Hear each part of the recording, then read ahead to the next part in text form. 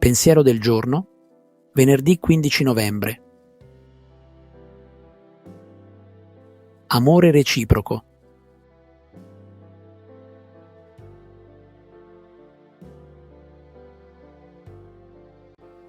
In queste parole apparentemente semplici emerge l'idea che tutta la vita cristiana si riassume nell'amore reciproco.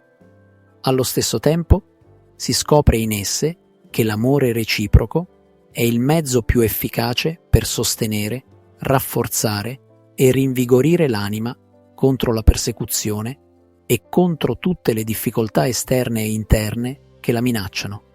Inoltre, non è difficile scoprirne il motivo.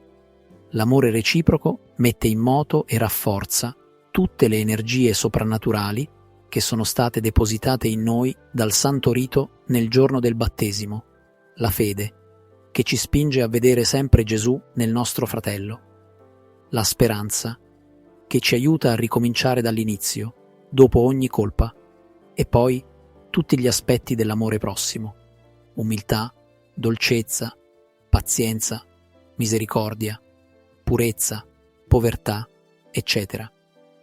L'amore reciproco ci fa crescere soprattutto nell'amore della croce di Gesù, perché ci chiede continuamente di rinunciare a noi stessi per identificarci con il nostro fratello. Naturalmente, tutto questo ci assicura anche una luce sempre più viva, una forza e un'unione sempre più intima con Gesù risorto, presente in mezzo a noi.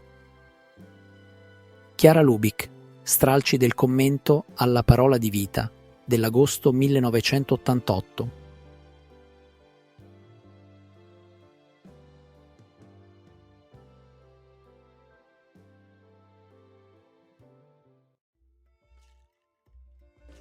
Parola di Vita novembre 2024.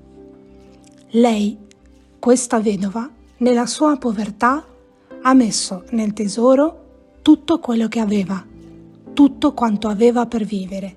Dal Vangelo di Marco, capitolo 12, versetto 44.